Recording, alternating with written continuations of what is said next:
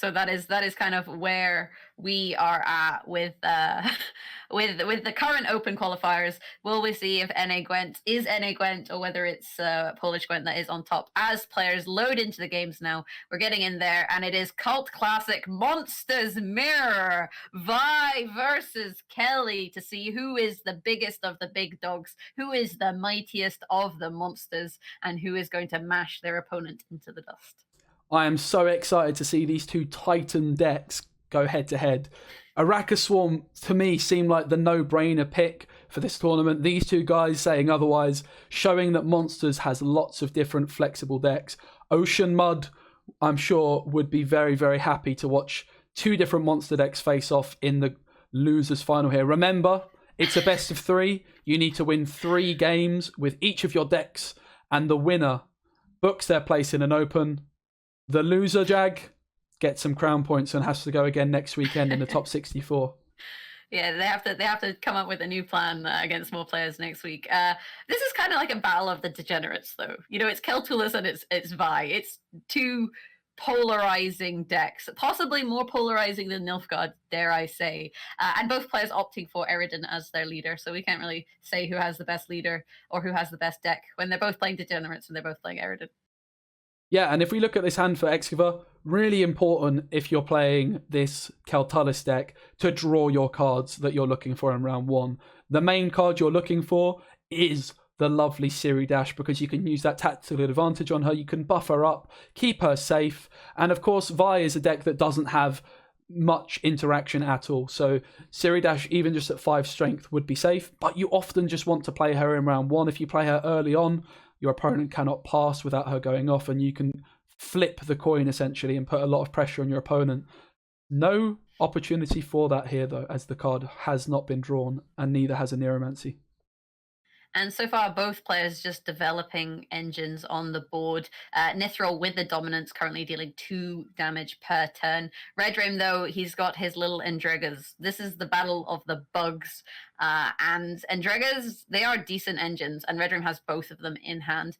Once called, you know, a gold card in disguise because of how many share points they curve with Thrive, and it's going to be difficult, I think, for Xiwer to keep dominance against the Vi list. I'm going to be completely honest with him. I'm not sure how many turns Nithril is going to have 2 points of damage. Yeah, also, if we're looking at Xiwer's hand, a lot of tool punishes in his hand, which is great if you're playing against Vi. Like this Spores, for example, you couldn't really ask for a better points to provisions that this Spores can offer. However, on blue coin, these 3 tool punishes in hand with the Wrath, with the Heatwave, with the Spores, not really what you're going to be wanting to play early on in round 1. So the ordering in this hand can definitely get a little bit awkward. Haunt being slammed by Redrame as well, and he will be looking to get ahead, I imagine, with his next play to deny Xiwer taking an early pass or anything like that. Mm-hmm. And Xiwer has to make a choice here about what he values the most as his heat wave target. You know, does heat waving Haunt provide the best number of points, or does he keep the heat wave for a consumed unit, for a big Vi unit, for example? He has to make a choice in terms of how he does this, and opting to save the heat wave and allow the Haunt to go through. Yeah, and the problem is if you heat wave a scenario, of course, the first chapter, or the prologue, I should say, remains on the board. So often heat waving, as much as it can look like a great idea, it's often not actually the best thing to do at times. Certainly it can be in some situations, but Vexcure just wants to get his own engine down. This Beast and the Nithral as well, both on the board, getting 2 points per turn. I think he's going to play Vi here. I think that is what you do. But when you do play Vi, you want to divide your Vi points across different consumes, right? So you're not really wanting a Slizzard situation that we saw previously, where you basically dump all of your points onto a Slizzard. You want to use different consumes to consume each Vi, so that the points are divided across your board. Yeah, and I think we might be about to see a very, very big E-Gun indeed, because this Adrenaline Rush is going to be bricked apart from this E-Gun. And while that might look like a very bad decision, if we see this, of course, the deck lists are open, and Xiwer knows Redrame in his Vi deck does not really care about his opponent's side of the board. He's just going all in on playing Vi as many times as possible, investing provisions into tutors and such. Yeah, I mean that's what the list does. You just keep playing Vi until your opponent passes, and then you pass because you're probably ahead in that situation. I don't know, like Exova in this situation can kind of keep dominance with things like Adrenaline Rush, and because the Vi is quite small so far, it's not like Redrame is slamming these 20, 22, 24 point bodies in the way that the list can later on. So this is actually probably the best situation for him to play his dominance units. He can get a lot of value in this round out of the Beast, which he's gotten on the board now. And he has ways to keep that going with the Crystal Skull as well, which hasn't yet been used. But Haraquax. Oh, see, now I'm struggling. The unicorn coming out, pulling out Vi, and pulling out Keltulis. Oh my goodness. Kelly has entered the fray slightly prematurely than we were potentially expecting. Of course, Keltulis being a 13 provision card is the top target, and she is going to just begin to killing Exova's own units. Yeah, because Exova had more units there. Not exactly what you want to see from your Keltulis in round one, but we'll see. I mean, Exova's up 51 to 31 points at this pick stage, so like Kelly, not the worst situation, and it means that Redrame now has to be really careful about how many bodies he puts on the board. Yeah, if he consumes one of his own units, that would work as well. If he does play another Vi, of course, it's going to proc the second and final chapter from the Haunt, which is going to spawn a Night Wraith and put lots of wands on the board to nullify this Kelly anyway. But certainly there is the option for Redrame to play a Bargeist here, and that's going to mean playing a unit for Excavar is not really an option because Kelly will kill it. But actually electing to take the pass before procking the Haunt fully, Beast, Nithral, Kelly all gone, and that's a lot of big engines that are not going to be in the future rounds. The problem that Redrame had in that situation was that if he plays a Death Wish unit, it will trigger the Haunt and put more than one body onto the board. So in that situation, you're just playing into the Keltulis that you pulled with your Haraquax. So actually, Haraquax kind of counterintuitive, even though it did burn one of Exava's cards. It actually worked out pretty okay for him. Yeah, and just looking at the hands, of course, Redrame did commit his first Enero in round one, but there was no need for Exava to commit either his Spores, his Heatwave, or his Wrath. We could certainly see Exava trying to make one of his cards go as tall as possible to get the maximum Wrath value, because there is no tool punish in Redrame's Vi list. Added to that, Siri Dash as well. Okay, you can't use a leader ability on her anymore, right? However, you don't need to because there's no removal in this Vi deck. So Siri Dash can just enter the board at 5 points and she will be safe. I guess the issue that you have, though, is you have point removal, but you need to also have points. Like, it's not enough to just try and remove the Vi's. You have to also have some kind of point generation of your own. And round one kind of used all of that up, all things considered. Redrame opening with the obvious play, which is the Endregas, get your engines on the board, get them going, and then start to play Vi. Chat seems to have corrected me here. Apparently you can leader ability dash. She will not get a she doesn't get Veil, but she does get the points. I did not know that. I must confess, I've not played Siri Dash this season. This was a recent change, of course. That's questionable. Vi, that is.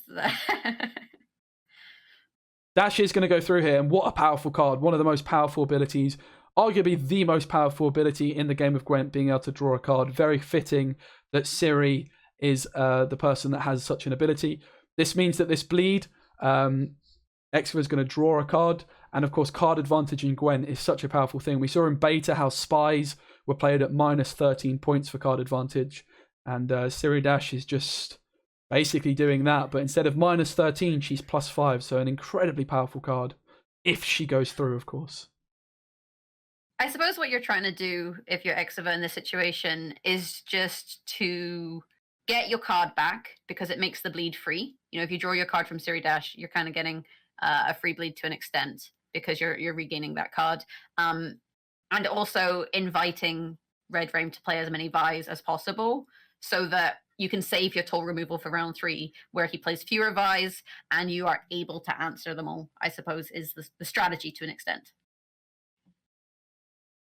Yeah, the dash going through just means that it's essentially like Xiwer won this round 1 on even, which of course he didn't. He was on blue, but dash is showing her power. Now, Xiwer can just decide how long he wants this round to go on for. Cards like Maxi, you would certainly expect to see being played because that is going to give Xiwer a lot of intel about the cards that he is going to draw into. But of course, the shorter the round, the more impact these Vi's are going to have. And Redrame still does have access to a leader charge as well. Yeah, the Maxi allows Xiwer to maximize his knowledge and thus maximize the way that he plays his cards. If you know what you're drawing into, you can plan your sequencing. You can decide how far you want to go in this round because you know what you're drawing into and whether you can afford to play certain cards. Unless you shuffle your deck, in which case you're just hoping to make things better. Yeah, so we don't actually get to see through the observer just yet what Maxi decides. So of course you've got two options. You can look at your deck and decide that is perfect and know exactly what order you're going to draw your cards in. Alternatively, if you don't like what you see, you can choose your worst card to put at the bottom of your deck and then shuffle the rest of the cards, which basically works out as one thinning. Of course, Maxi got changed to 5 provision. She's the only 5 provision unit in the game, in fact. That's a gold card, of course, is what I was trying to say. And actually, I'm going to shout out a member from the community about Maxi because they were playing her at 6 provisions. That is Silex, right? Silex, guys, was playing Maxi at 6 provisions, and you have to respect it because she's such a great card. I love this change to this card at 5 provisions. Yeah, so Xiwer deciding how far he wants to go with the bleed, playing the folktale, saying, I'm going at least one more card down into this, maybe try and get a few more Vi's out of Redrame. But Redrame is in a position now where he's ahead, so he doesn't have to commit more Vi's.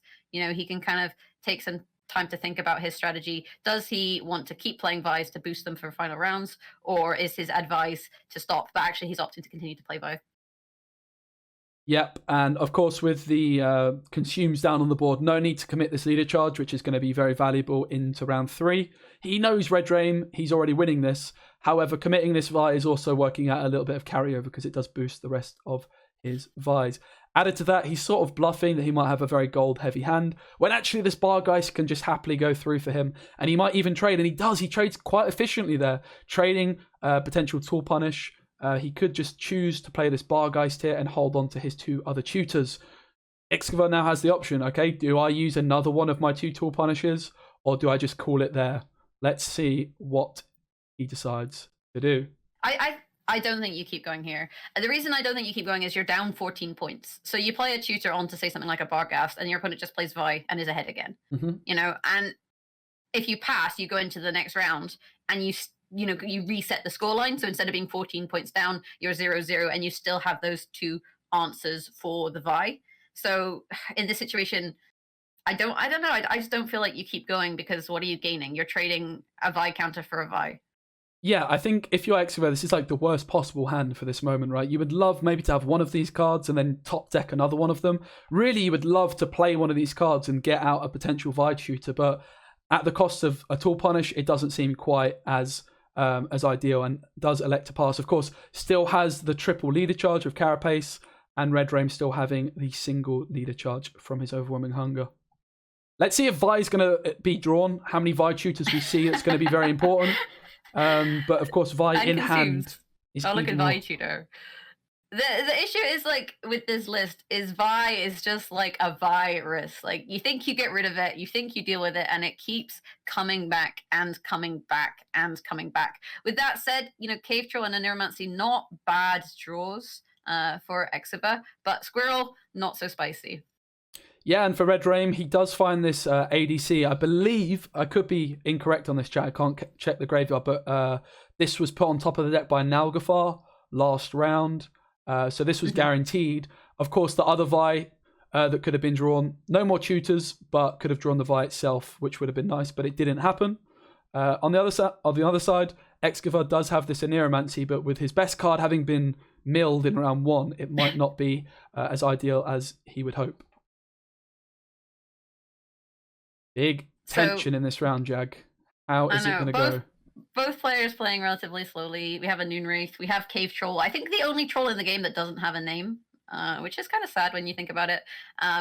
Just kind of feeling out the players. Redrame is going to hold off on playing Vi because he knows that Xiwer has Vi counters, and Xiwer emoting.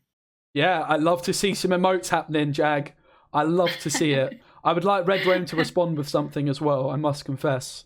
Emotes, great part of Gwent. I know some people can take unkindly to it, but I think it's part of the game, adds to the experience, I think. And yeah, like it's going to be really interesting. Xiwer with this double tool punish, also with this Ozerul, has almost the perfect hand to potentially deal with this Vi, but of course Vi is just so many points, and there is a hand full of Vi's for Redrame. It is important to note, Jag, something I've skipped past, the lack of consumes for Redrame. He isn't going to be able to just play Vi 3 times because he only has 1 consume, and this change to the leader is actually going to prove to be an awful lot of points because he doesn't have that option to just play Vi 3 times. He can play it once, Jag, and then consume it.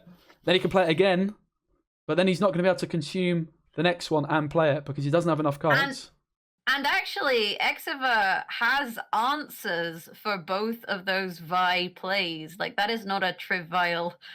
That was bad. Trivial amount of points. Each of those Vi's is one of them is going to get heat waved, one of them is going to get spores, right? And he's got Ozerul on the board. Plus, he's got his leader ability that he can just slam it onto the board. Plus, all of these boosty points.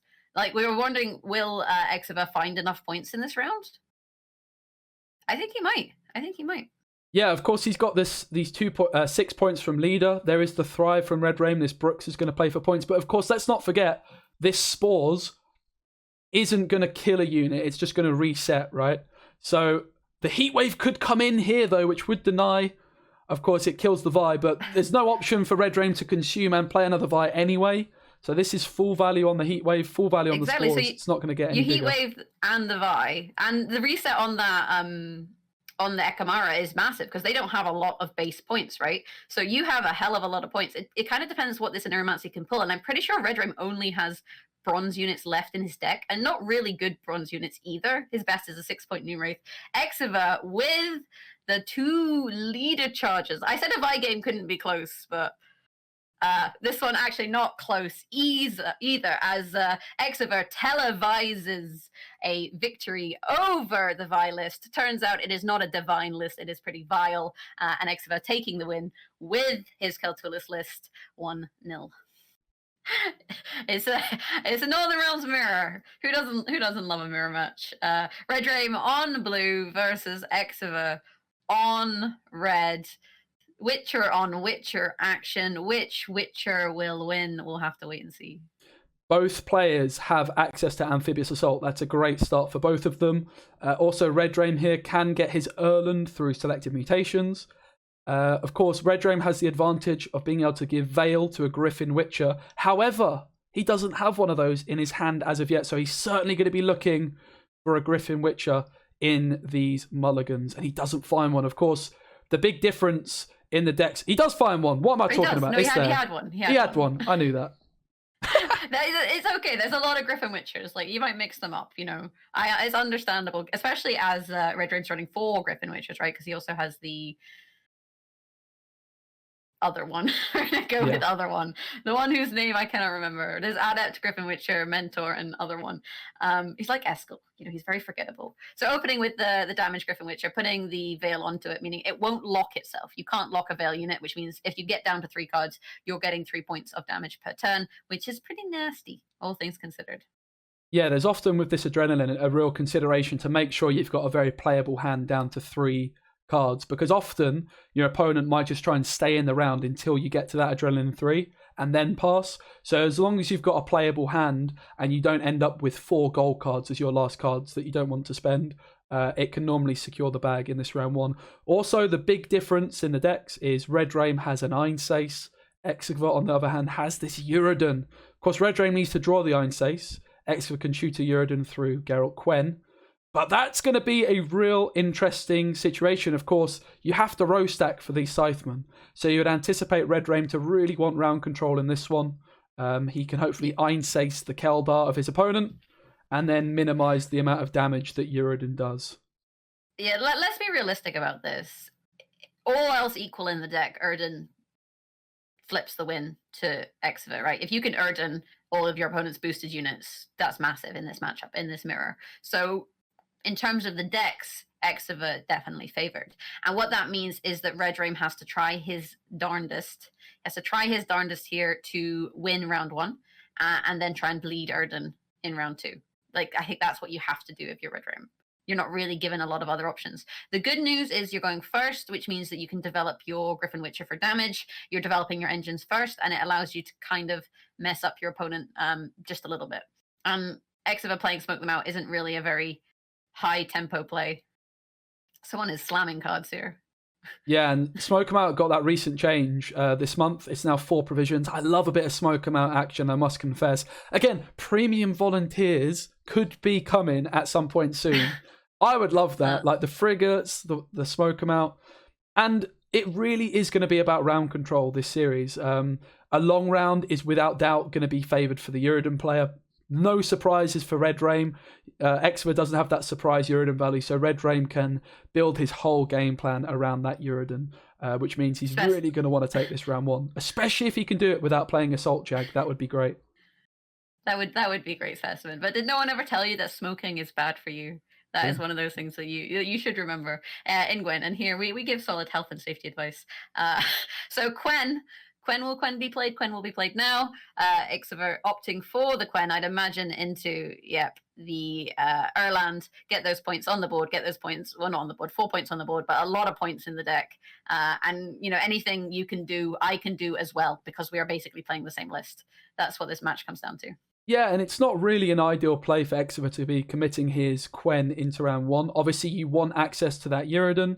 Access to that Erland in round 1 for all the carryover it gives. But this Quen can play for 3 points if it's boosted, up to 4 points if it's boosted by Erland and Vesemir, as well as being an extra Witcher, so it gives your Scytheman and Leo value too. So certainly not an ideal commitment, but of course it is extra tempo added to this round. We are getting close to that Adrenaline 3 mark as well, where this Griffin Witcher is going to start dealing 3 damage per turn. Yeah, at the moment, players just kind of going card for card in terms of their strategies. It looks like Quen is also being played now with Papa Vesemir, boosting up all the cards on the board, all the cards in the deck because of the Adrenaline 4, playing for really solid tempo there as well on board, and just trying to extend that point gap and give Redrame the advantage. Although, given the state of the round and given the fact that Redrame has the Veil on the Griffin Witcher, I feel like it's likely that he'll win this round. Yeah, and he's also just given himself a very playable hand. He can just commit this Scytheman here as a bronze card while not committing any big gold cards or anything like that. And then his Griffin Witcher is going to start to tick. And at that point, it becomes very difficult for his opponent to compete in this round 1. Also, you might notice he did not transform this Geralt Quen straight away. Even though it would have netted 1 point, he also would have lost a boosted unit, which could lower the points on the Scytheman. I would expect the Scytheman to be the commitment here. All these other cards can be really valuable. And I would certainly expect the Geralt to be transformed and the Royal Guard to be used, but it's not. Redrame's saying, "Okay, mate, if you wanna keep going, I'm happy. I've got a playable hand. You just keep playing. I've got this Griffin Witcher. I don't even need the point from the Adept. I don't even need this 2 points from the Royal Guard." And like, how does Xiwer really even get ahead here? You're down 12 points. Your opponent is just casually playing out their cards without really a care in the world. Like, Redrame's in a position where he can keep going. He still has the Natalis, for example, that is perfectly playable. The Leo, if it comes to it, is a massive amount of points on the current board state. I think he wants to hold the Margarita, just in case he doesn't draw his Ansays, to have an answer for the land? Keldar? I mix the two up all the time. Yeah, the Keldar's the one that's spawning the volunteers and the threat. So the pass comes in as well. It looks kind of weird to pass when you have this assault in hand. But committing assault can be a bit of a disaster if your opponent manages to win the round and they don't use assault. I think committing assault can, in fact, be a disaster if you get caught. You may go to jail. So I wouldn't recommend it personally unless you're sure you won't get caught. So Redrame managing to take the round. So far, no Erden, and we've seen Quen. Yeah, absolutely. So if you're Redrame, it depends on your hand, but do you dabble with a 2-0 in the hope that your opponent doesn't have access to Erden? Yeah, it's a really good question. I think what you probably do is you start off with the intention of just seeing where it goes, not committing to either line. You're certainly going to push into this round somewhat because regardless, the shorter the round, the less impact Uridan has. But with this change to Scytheman, you're really incentivized to row stack your boost. So Uridan can be an absolute disaster. And the Adept would strongly suggest that Keldar is going to be the next card to follow up here for Redrame. Of course, it cannot be Einsace because there is no Einsace, but Margarita will do the job. Look at these hands. Look at the... I don't know, like, Redrame... The thing is, Xiwer doesn't have access to his Witcher trio. And he doesn't have access to Erden. Mm-hmm. So, I feel like there is a potential here for a 2-0 sort of strategy. I don't know. It depends on how Redrame feels. Like, the thing is, if Redrame goes into round 3 and Xiwer has Witcher trio and Erden, I guess... Yeah, I don't know. I mean, I guess he doesn't have last say, right? Xiwer doesn't have last say, so you can protect some things from the Erden, but we'll see. I feel like if Redrame can kind of smell out a bleed here, or a attempt at a 2-0, he might go for it. Yeah, and Xiwer still hasn't committed this first assault either. He's still got that chilling in his hand, and also the Griffin Witcher Mentor, which is going to draw the top unit from his deck, boost it by 2 at Adrenaline 4, which is now going to be an option for him. So it'll be interesting to see if he does find that Uridan. You would expect Assault to be the card that is mulliganed away because it can be played by John Natalis, but you could also see a Griffin Witcher being mulliganed and then trying to save that John Natalis for round 3 because it is ultimately extra points into round 3 and it's also an extra unit that's boosted, so points for Scytheman as well. Yeah, it is worth noting that Xiwer, he can access his Witcher trio potentially with these like hand adjusting cards, right? You know, he's got things like the Griffin Witcher, potentially Selective Mutation. I'm not 100% sure if that's been played yet. So there's cards that let you find Witchers and find Adrenaline cards and find these sorts of things. So he does have ways to find his trio, which he'll have to utilize if Redrame commits his trio. And for all Redrame knows as well, there might not be an Assault in the hand for Xiwer, right? He doesn't know that there is for sure. And the bleed becomes a lot more tempting to go further in. And it is one of the Witcher trio, one of the perfect cards really to boost here, because that is going to be even more value for the next round. And it is in fact Assault that is mulliganed away. So you have to keep the Witcher in that situation on the off chance that your opponent goes for this bleed. And this is actually... I mean, Redrame has to play, right? Because I believe he clicked the Griffin Witcher there. But this is where you have to kind of put your foot to the gas. You don't want to play Leo until you play Witcher Trio. And you don't want to play Margarita until they've played Keldar/Erland/ whatever his name is. But actually ending up in that position where he's opting to float the Margarita. And this is where the order actually comes in really nice. Because he can play that and wait. So it's given him an opportunity to delay. Dora Grey couldn't do this, Jag. Put it that way, you know? No, he couldn't do this. We talked about him earlier. You know, he may have deploy lock and he may be better against uncrate longships, but he can't just chill. He has no chill. Yeah, also Leo is a really good card in this one. I mean, of course he is always good, but Leo, unlike the Scytheman, can be played into any row. So you could play him in a row with few boosts and play around Uridan with Leo. So he is a big old card.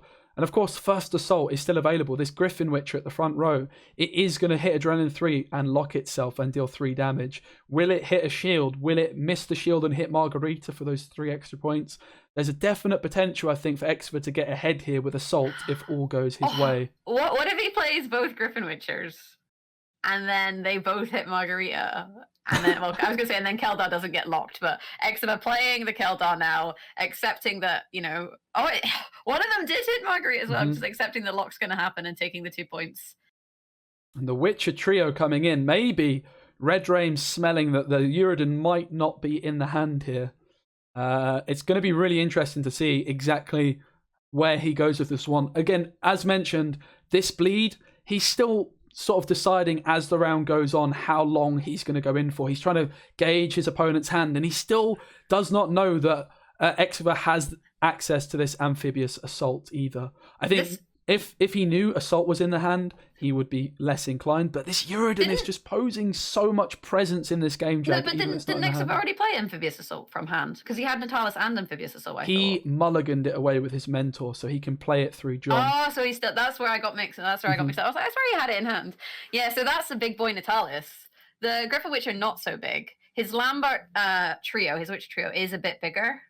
But I feel like for Redrame, if you go all in here, this is the question. If you go all in here, oh, look at this bullying. I was going to say, if you go all in here, can you get both cards out of Xiwer? It's a really interesting line from Xiwer because he still hasn't played his first assault. So actually electing... I'm starting to doubt myself now, Jag. I'm very confident he mulliganed it away, guys. All right, I'm gonna stay with this line. But he's bluffing to say, I don't have assault, I'm going to commit my leader. Redrame might just play his Leo and go full leader and just be answered by a first assault, which would feel really, really bad. So this is almost like a bluff play from Xiwer, right? It's a really, really interesting line indeed. Holds the leader. He didn't play his leader. Hold the leader. You've got final say, right? So you've got final say, so you can basically jam your leader final say and play around Erden that way. And you're basically saying to Xiwer, play one more card. I'll take my card differential, but I'll keep my leader. Yeah, but this is just going to be one card for... It's going to be one card is all that's needed for Xiwer here, right? So in fact, Xiwer will have the last laugh in this matchup without the leader, but he will get the last say due to the card advantage in round 3. So I would personally just be playing the Griffin Witcher. The John is going to be more points. Of course, it's only your first assault, but there's not going to be an option of carryover. John is just 3 extra points for round 3, so I love that you're on first name terms with John Natalis. Oh yeah, John, he's just doing his thing. Now, I mean, I guess the argument is there a different if you think you can draw into the assault, is there a different line of play? Or well, actually, he hasn't played the assault yet, right? Mm-hmm. So this is the first assault. So you maybe want to play John Natalis, play the assault, and thin something bad. Let's see how the rope goes. Yeah, electing to hold the Griffin Witcher instead. I'm a little bit surprised, but mainly just because of the 3 points John offers. Of course, this assault is free to use. I just thought that Xiwer would value the 3 points of the John. But obviously, he took his time on the rope, and there is certainly a reason he decided to hold this Griffin Witcher. I mean, John Natalis is worth 3 points as a play. The Griffin Witcher is worth 9. Mm-hmm. You know? Because of the damage effect and the boost. So arguably, is this not a better way? Yeah, you could argue it. Of course, like the John is like 3 points extra on what you're already playing, right? Because you just mulligan the assault. But I mean, this line is reasonable. Will we see the Uridan? I'm not sure how impactful it'll be, but there is a leader. Let's not forget. Still, full leader available for Redrame. No Uridan, Jag. No Uridan. No. You're just to see it. You're just to see it. But what do you do here? If you're I was gonna say if you're Redrame, but it's not Redrame. So Xiwer, he has an opening play. He has his Royal Guard. He can just kind of play that and chill. The problem is he is unable to play his Griffin Witcher right now because it goes straight to Adrenaline 3 and then it's going to lock itself. And this is again just being punished for playing this Quen in round 1 for Xiwer, not drawing the Uridan. Will it matter though? He does have card advantage, but of course Redrame has this Scytheman and the 3 leader charges that come along with it. Einsace an option. So the Griffin Witchers are equal, right? We'll call their Griffin Witchers equal. Their Amphibious Assault's possibly equal. And then it's Leo and Radovid's Royal Guard versus Anses and full leader. That's what it kind of comes down to. And Leo on an empty board is not that impactful. So believe it or not, I believe this mirror match is going to be close. Ooh! The lesser spotted back row Griffin Witcher, of course. Now, this is Redrame setting up to prepare to back row his Einsace. He's greeding that extra point. And of course, the Scytheman being row locked means all the cards are going to be played in the back row for full value. It is a very interesting matchup here indeed. I've really enjoyed watching the dynamics of this hidden Uridan that's had such an impact on the game despite not even entering the board. And Redrame, of course, having the skill to draw the Einsace. He needed to draw this card. He cannot tutor it, but he drew it. He did, and Xiwer not drawing Erden. You have to kind of play this situation as if Erden doesn't exist, right? Like, that's what Redrame has to do. He has to just be like, I'm going to play this hand as if Erden is not a card. And then just hope for the best situation. And when you see this Griffin Witcher come down from Xiwer, you feel pretty safe to play your Anses because you know there's really not very many options for damage. You can back row your Anses. It's not going to lose its vitality. It's going to duel whoever it wants. Although obviously you want to play your Scytheman before you duel the Leo. The reason you want to do that is that you don't lose your boost. So just think about that. And Amphibious Assault onto Radovid's Royal Guard's front row to boost. I guess to boost the. Oh, interesting. The Einsace, boost the Einsace. Oh, and then not lose the boost there. And then the full leader comes down from Redrame. He's going to be boosting, of course, this Griffin Witcher up. getting his siphon value. Will he try and play around Uridan at all here? Is that coming into consideration? He obviously just buffs this Griffin Witcher to 5. It's going to be Battle of the Assaults. Of course, Redrame probably has the read. He knows Assault is going to be in the hand of Xiwer. He realizes that Uridan has been missed.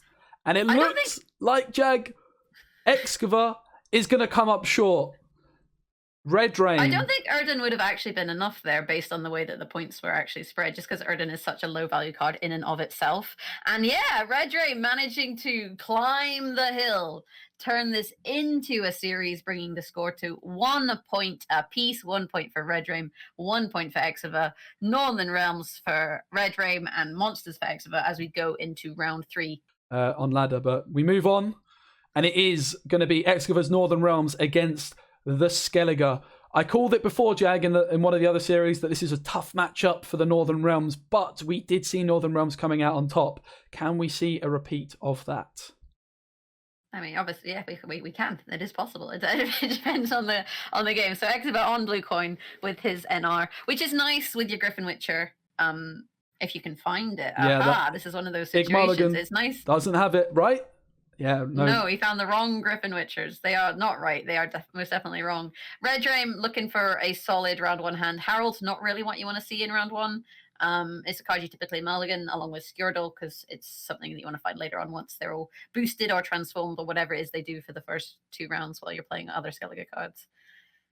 So Xiwer opening with the Griffin Witcher shield and just kind of sitting there on the board and waiting. And it's a nice opener against Skellige because they haven't developed their damage yet to ping off the shield and remove the card. So even though he doesn't have the damage Griffin Witcher, this doesn't necessarily tell Redrame that. Yeah, such a nice card against Skellige for sure. It's one of the powerhouses, very difficult to deal with. But of course, Skellige does have this floating damage, so perfect time to put this card down. Maybe ideally would have gone for the Griffin Witcher. Of course, doesn't have it. Quick Echo card check as well, because we know how important those can be. There's no Amphibious Assault for Xiwer and Northern Realms, but there is access to Blood Eagle for Redrame through Vabiorn.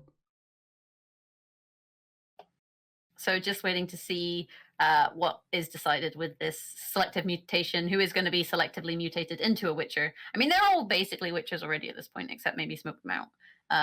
But we'll see what it is he chooses to draw into here, or to put back. Sorry, to put back. He's not drawing into anything at that point. So I believe it was a Royal Guard that went there and putting Erlen in the hand. And selective mutations, what a card in Northern Realms. Although it's a neutral, it's only really Northern Realms playing it, of course, with the Adept synergy and being able to tutor such an important carryover card that is Erlen. He is like an all-god, but better, right? Just much, much better. How can you be better than something that is all God? It's not even like part God, it's literally all God, and you're saying that someone is better than God. That's blasphemous there, Specimen. I find that Freddie wouldn't approve. Freddie would not approve. Freddie loves a bit of all God action for sure. And it looks like Xiwer's played a lot of Griffin Witchers. I mean, he hasn't, but that's what it looks like based on this board state. He's played 1 Griffin Witcher, and then I feel like Griffin Witchers are effectively a cult at this point. Like, they basically just press gang other Witchers into becoming Griffin Witchers. Yeah, even your Vesemirs, your Erlens, your Quens get reset to their Adept form. Yeah. Look at him go! Look at this cult of Griffin Witchers.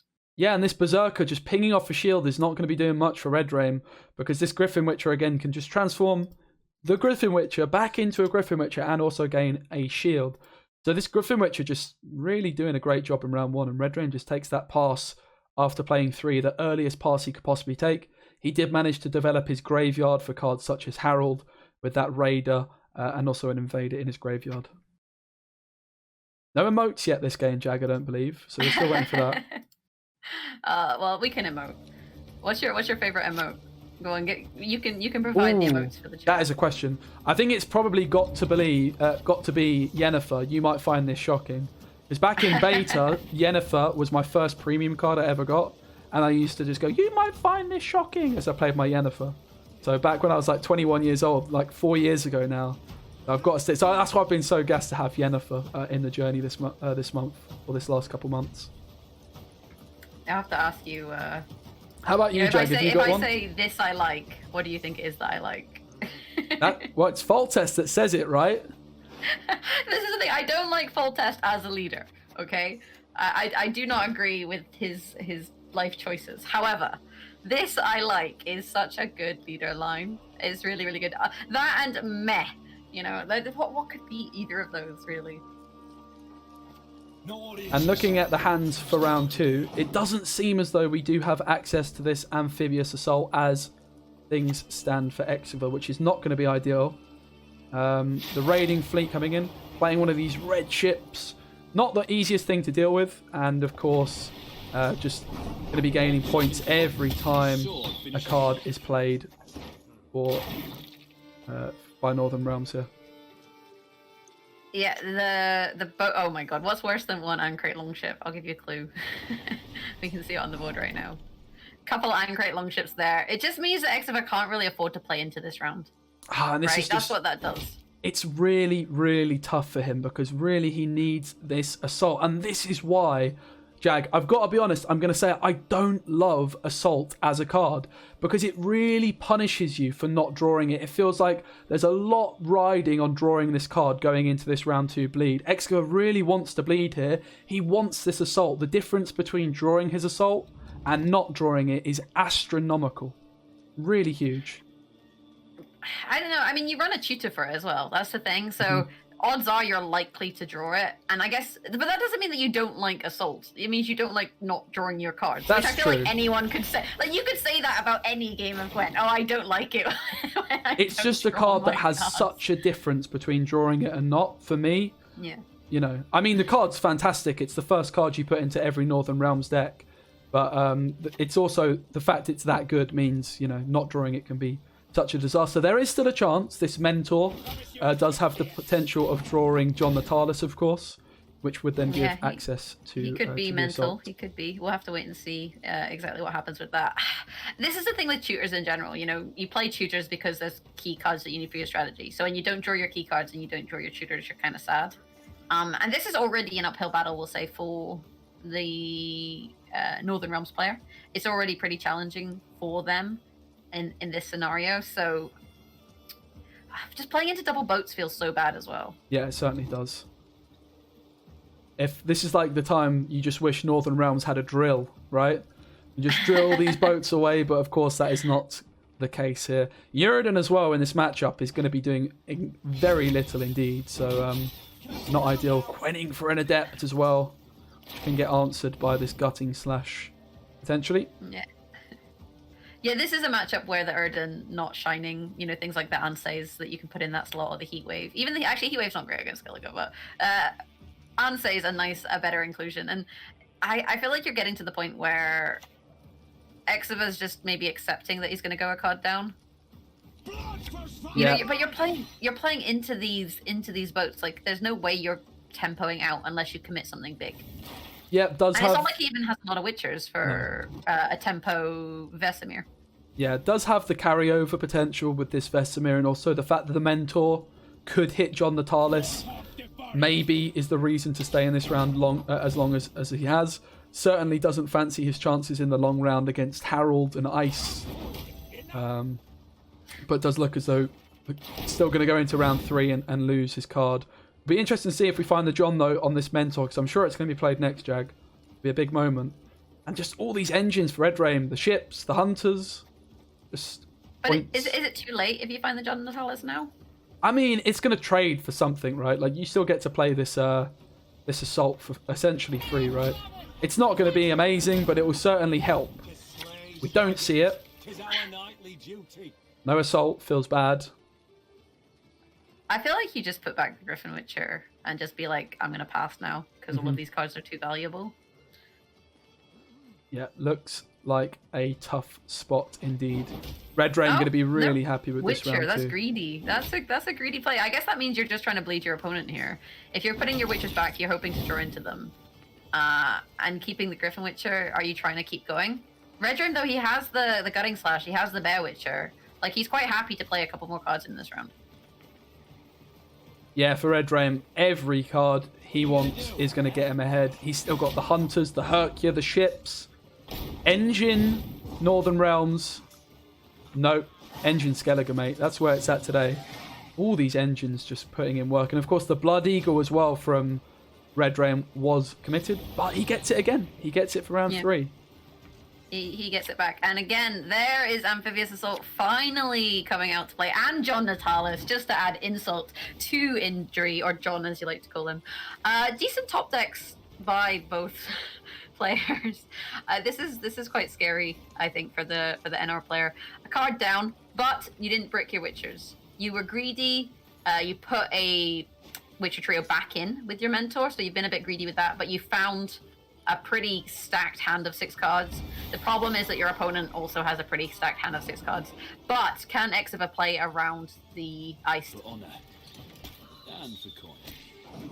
Yeah, obviously Shield Wall would be able to give a shield to Keldar or something like that. It's not an option in Uprising, so as much as you can boost Keldar up, you're not going to be able to boost it out the range of Iced, Blaze of Glory, Harold coming in as well now. Of course, that 3rd stage devotion, so powerful. No surprise to see Warriors SK being the SK deck of choice when there's such great devotion cards like Harold. And the problem that you have with these Fanatics is that your Griffin Witcher can kind of ruin your life a little bit by damaging and transforming them, right? You can lose out on value that way. And you also play into Blood Eagle by spawning these 2-point little baby Witchers. So this is so hard for Xiwer because there's no easy way to play around Redrame's cards. You know, the things that he needs, the things he needs like a Death Wish, the things he needs like Bloodthirst. It's not easy for Xiwer to play around them.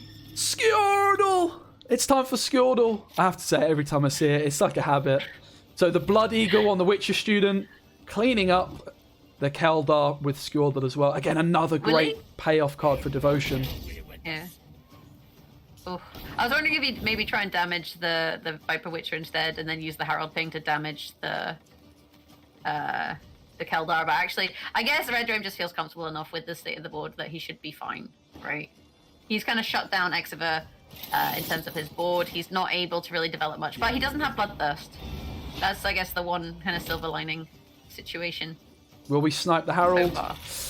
Snipes the worst thing to possibly snipe one of these cultists in the back. And the Herald's still on the board. Of course, Assault ready to come in at some point in the near future. Redrame does have this Turgvi. There's no Barongar for Xiwer, so that's not going to be a problem. But just such a strong hand with leader still to go. It really is beginning to just look like an unclimbable mountain for Xiwer in this one. So, sniping the Fanatic there, not the worst thing, because it means he can't transform the other Fanatic. So it means the sniper's worth 2 instead of 3. Xiwer, though, with the sequencing, playing the Leo now, so getting as many Witchers on the board, trying to get those boosted units. Redrame finally getting his first damage unit, looking for his second one. And right now, Xiwer does have the points to boost that back up. So he can deny the Bloodthirst, at least for a moment. Yeah, I think John Natalis is going to be given the option to pull a target practice. It could be that he doesn't, and it's actually a boiling ore. I am not certain. I would assume that there is a second target practice available. There is. The target practice here is going to be boosting up, denying that Bloodthirst, as you mentioned, to stop this Ice getting his devotion ability. This is where Herald Pings can make a difference. Because what does this spawn?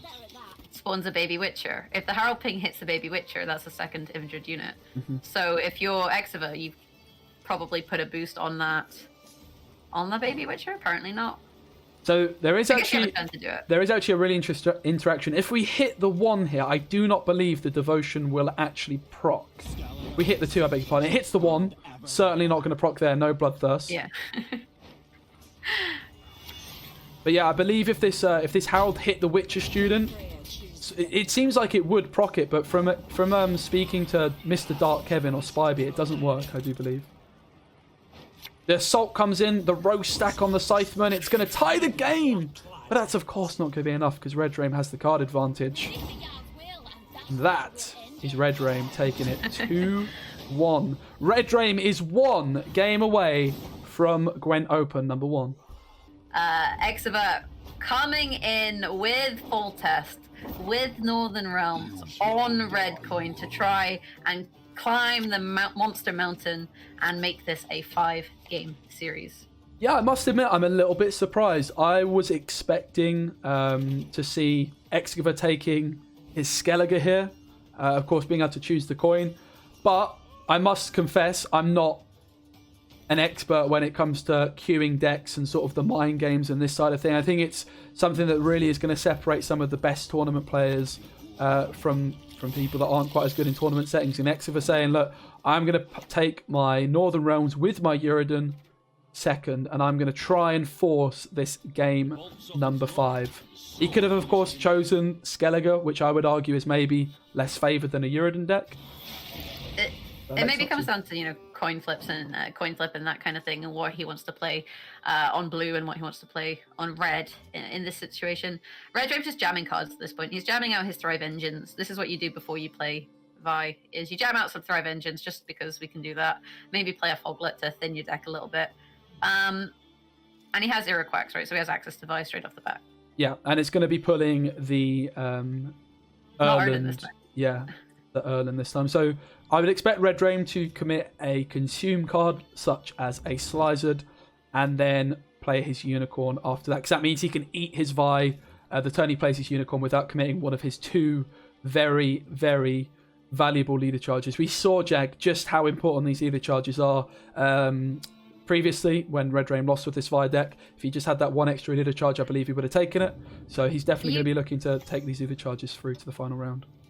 You don't necessarily need to play or eat V the turn that you play it, though, in this matchup, right? Because there's so little control for the Northern Realms player. Mm-hmm. Like, what are they going to do? Well, there is a Margarita, which could prove to be quite awkward, but there's certainly no Heat Wave. But I believe if you lock the Vi and then try and consume it, it's going to stay in the graveyard. So, yeah, of course, Margarita being tutored from Assault now as well means that Excavar's very likely to have access to it. You do want to eat it, then. Yeah, it's not going to happen. I tell a lie. Here comes the Unicorn. And there's a Vi. Oh, what? Oh, he did eat it. For a second, I thought he didn't eat it because Erland was being hovered and covering up the Vi. But he ate it. It got it. First Vi down. I believe we are going to see at least 1 more Vi in this game. Jag, there's my prediction. Do you reckon? Yeah. I think that's highly likely. Oh God, I have a problem here. Of course, the other thing is as well, like, how does Excavar use his Uridan? Is he going to commit it early on to try and win the round on even? And then, I don't know, what's he going to do? It's going to be very interesting. Of course, Redrame's Thrive, his Slizzard are all in this front row, playing straight into this Uridan. Try and outpoint Excavar with Vi with Witchers. I mean, Witchers has a lot of points, and they have a lot of points in a very short round as well. It's similar, I would say, to Vi in terms of the impact that they can have in very few cards. So I don't know what the best strategy is. I feel like this Uridan makes this matchup so weird.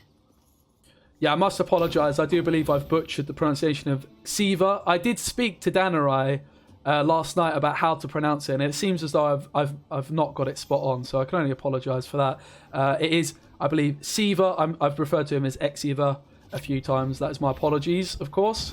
Want to give the guy the respect he certainly deserves. He's playing great Gwent this weekend. We're trying our best. I think it's me as well. I just keep calling him Excavar, and then it's just sticking. But fair play to the guy. He's not someone I'm massive. Like, we don't get anyone's name right. Let's be real. It's true. It's true. It's just our way. We certainly don't get El Heraquex's name right. El Heraquex. You know what? I was fine with it until you were like, "Oh, it's tricky to say." At first I was just like, "Yeah, El Heraquex. I can say that 50 times fast in my sleep." And now I'm like, El Heraquex. It's just I can't. Words are hard. Redrame just not respecting the Uridan, saying, "Look, mate, you can Uridan me. You can win on even."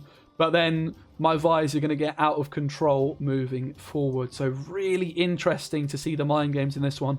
Of course, these Griffin Witches in the front row as well. They are going to be hitting Adrenaline 3 quite soon and getting this extra damage. Specimen is going to get ahead, I believe. Oh, no leader charge.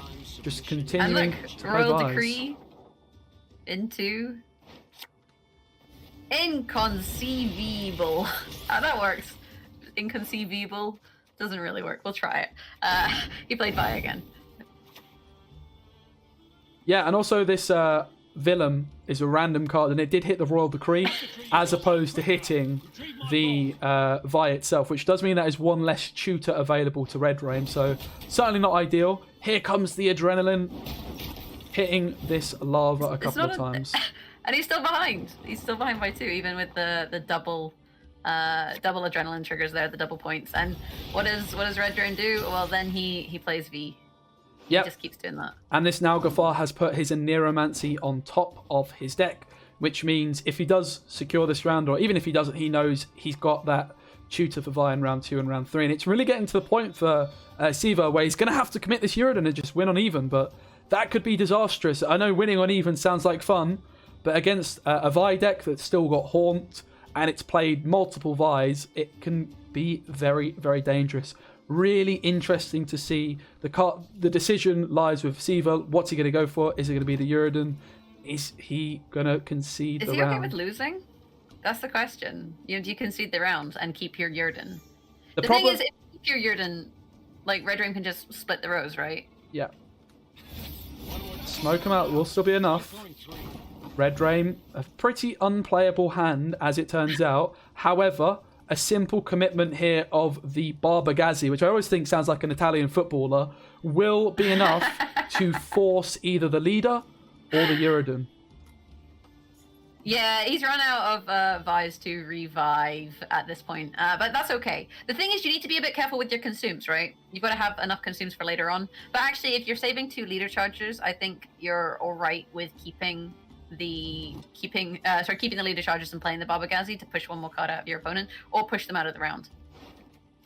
Yeah, this is a big moment here for Redrame. If he decides to pass, if he decides to play, I think it will be a disastrous decision if he decides to take this pass. But of course, we have the intel on the hand state of Xiwer. He does not, and he does make the read. He plays the Barbagazzi. The Italian number 9 enters the field. And here it is! The Uridan! Oh. I think Redrame is going to pass. Yeah, fastest pass of your life as you see Uridan, top Giza, coming down for a heck of a lot of points. 16 points to 74, but that's overkill, right? You have overcommitted to this round. And although you won the battle, are you going to win the war? Or have you invited bugs into your house, an infestation that you cannot control going into this round 2? We'll have to wait and see. My goodness, he's drawn the Vi as well, Redrame, just in case he needed any more points. He, I believe, has no tutors left for Vi except this in Neuromancy, which he can use twice. But drawing it is just even better. Will we see a bleed from Xiwer? We don't. So Redrame can just commit his Neuromancy here for his worst possible card, because of course he is going to draw a Neuromancy again. And we're going to go... I think Sorry, Joe, go on. I was going to say, I think a bleed against Vi is just unadvisable because, you're going to try and bleed and they're going to play a 19-point Vi. There is no situation where you can make a tempo play and out-tempo them. It just doesn't happen. It's completely unviable, So you may as well just pass and just hope that you can outpoint the opponent or that you can control them enough and keep your card advantage. Squirrel making an appearance. Nothing of note being banished, just being used as the worst possible card from Redrame's deck. Of course, would have liked to have played a Vi and consumed it, but you're going to be investing a leader charge and therefore losing points for round 3. So while you would improve, your Vi and you might draw it again, as of course it's not just going to be worth a leader charge, which is 3 extra points and ultimately another consume as well. Haunt available for Redrame. Let's not forget though, card advantage is in favour of Xiwer. He is going to have double last say in this one. Redrame has the lava. He has the haunt. He has 2 tutors for Vi and a Vi in hand. It's a good hand for Redrame, Jag. It's an amazing hand for Redrame. You've got your double leader charges. You haven't used any of them. You've got Haunt and Barbagazzi. But then Xiwer does have a lock, so he can kind of shut down a consume that way, potentially. Mm-hmm. He's also got the Erland Keldar, whose name I always forget. So he's got ways of spawning units, and it's kind of like who can vomit the most points. That's what this kind of comes down to. But actually Xiwer opting to use the lock onto a Endrega, and I guess valuing the 5 points that you're going to deny by doing that. over the potential lock onto a consume. Yeah, you'd expect Xiwer to be as greedy as he possibly can with this Keldar as well, so making sure he plays his Warfare cards after his Keldar. It is a quite bronze-heavy hand for Xiwer, though. I'm not exactly sure what he's looking for. Of course, having played his Uridan, this Selective Mutations is going to be able to tutor an Adrenaline card, of course, and mulligan away maybe a Smoke 'em Out. Smoke 'em Out being an 8-point card when combined with Keldar, of course, being a Warfare. First Vi enters the field at 19 points. And did you know why we keep consuming Vi? Because it's a great source of vitamins. Oh god, it's a problem. So 1 Vi down. How many more to go? 2? Two to at go, least 2. yes. But Keldar's here, and Keldar is unchecked for 4 rounds. Yeah. With Griffin Witches to transform, right? That's a lot of points.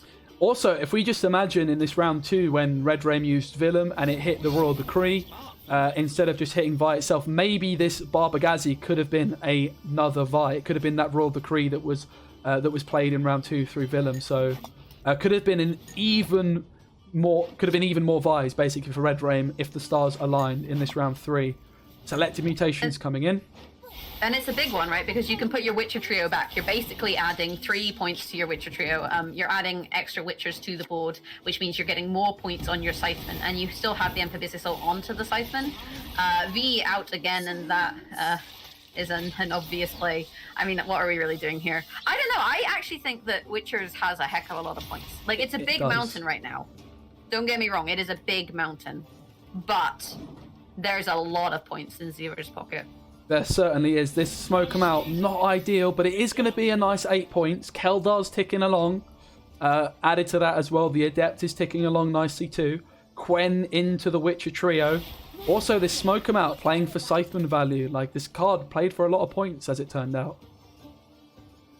36 You've got to manage your space, game. right, for your Scytheman. Oh. We seem to have a player connection lost. Not ideal, guys. In the losers bracket final, in the game that could decide it all. We will see what happens. I'm a bit nervous, Jag, not gonna lie.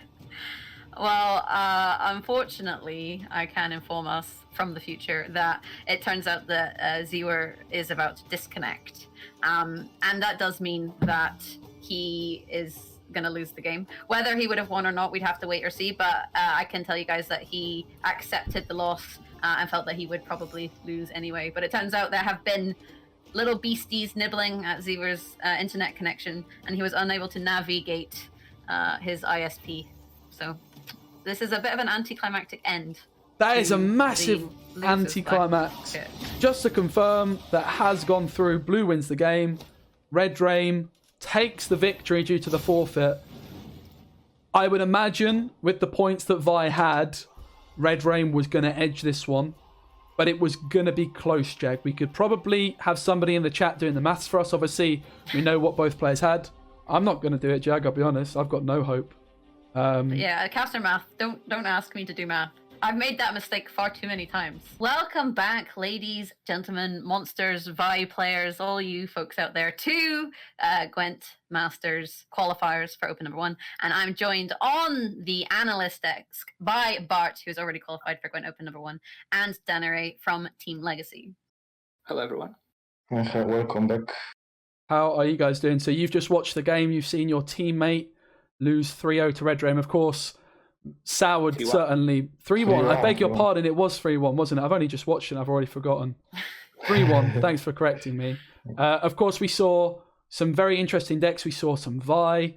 We saw Griffin Witches on both sides. What did you guys make of the series overall?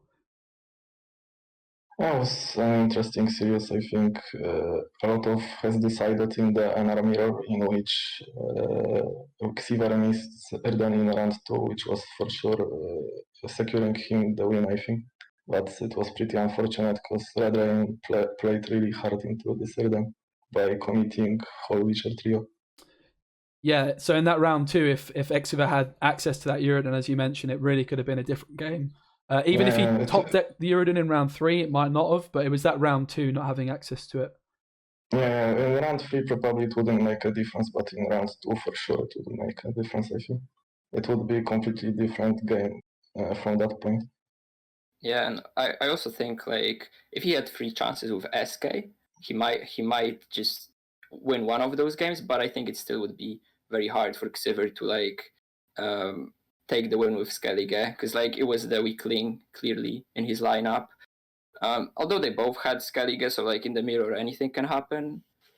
But yeah, and also it feels bad it ended with a disconnect. Although Redrame would have most likely won anyways. Like he had just way too many points for Xiwer there. But yeah, it's like it still feels bad to lose that way, right? Like just Yeah, I think losing after going to the winners final and then the losers final as well, that's just kind of heartbreaking for the players, because it's like you play the most and still don't make it. With that said, I feel like Xiwer played well overall. I mean, how do you feel like his performance was? Yeah, it was very good considering he like didn't play any Gwent this season so far. Like, yeah, seriously, yesterday he didn't even have internet. I mean, not yesterday, 2 days before. He couldn't even like prep with us because he lost internet. And yeah, apparently it happened again now in the worst timing possible. But also I wanted to like give props to Redrame, because he's, I believe, the first player ever to make it through like the whole, lose the first game and then win like 6 in a row in the losers bracket all the way to the final. Oh, so he went out in the first round of the winners bracket and basically ran the gauntlet of the losers bracket. Yeah. He won 6 in a row, I think. That's a really interesting point. It's been changed for this qualifiers, right? Last month, am I correct in thinking, guys, Redrame would have been out of the tournament if he lost? Would have been out. So the change in the format, giving double elimination for the whole bracket for top 16, putting it over 2 days, seems to, proving that it's actually a really good thing to do, because Redrame not punished for his round 1 loss. I just wanted to touch on something you said, Dana, about Skellige potentially being the weak link of the lineup.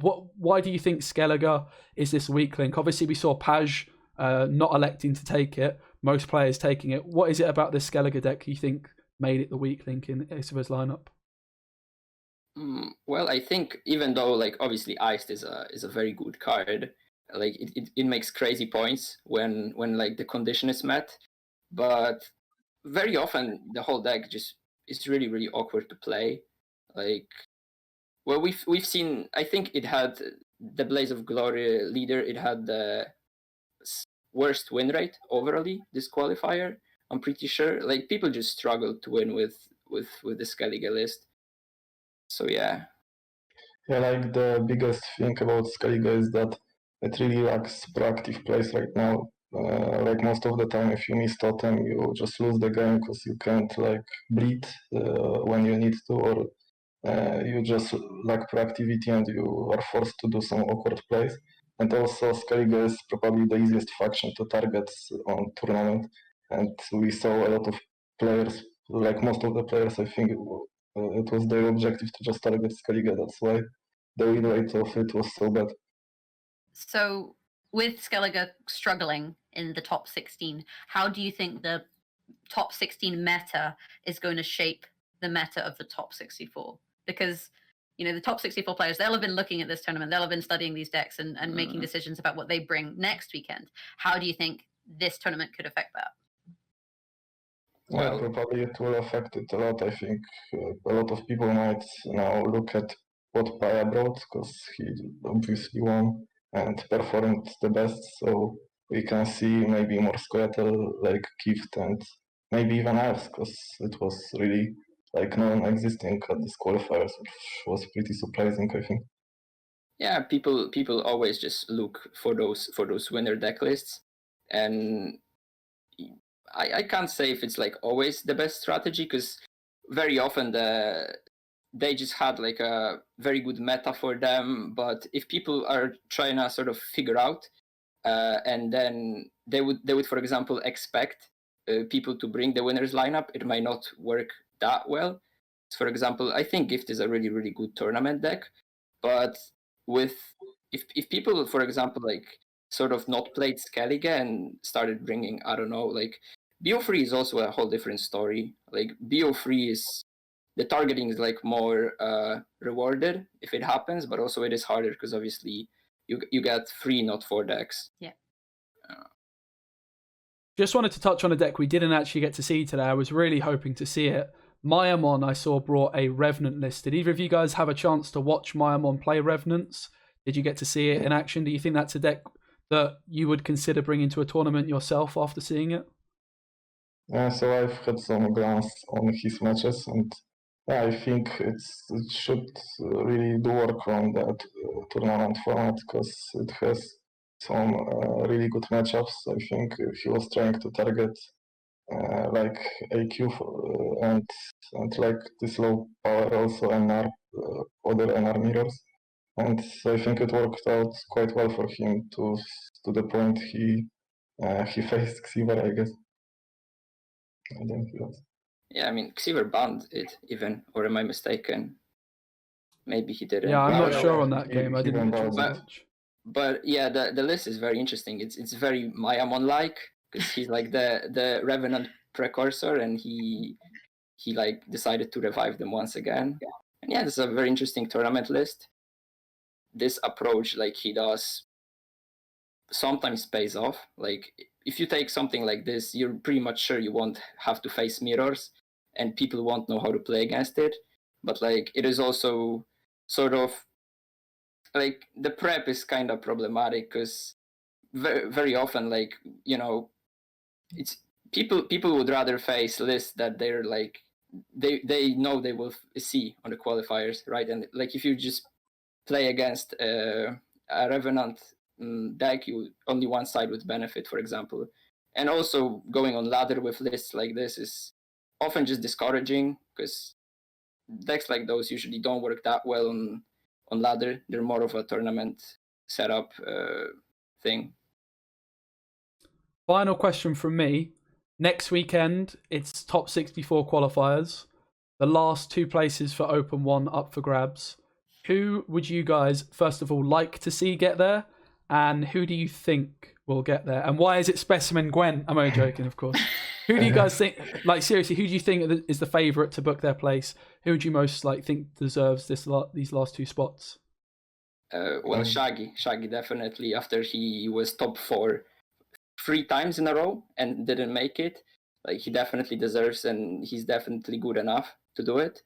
And the other place, well, obviously we would like to see someone from our team or Polish in general, because it is already we already have 4 polls on open to like break the all-time high score. But yeah, we'll see. Like top 64 can like it can have a surprise like we had the last time, right?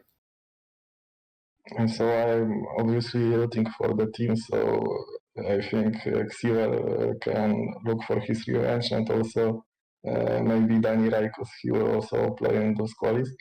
But who I would expect to get through, so also probably Shaggy, because I think, he's probably now the biggest player to look up to. Like he deserves it the most, I think, from the players left, and the other, I think some of our teammates have probably the biggest chance, like the one I mentioned, Xiwer or Danny.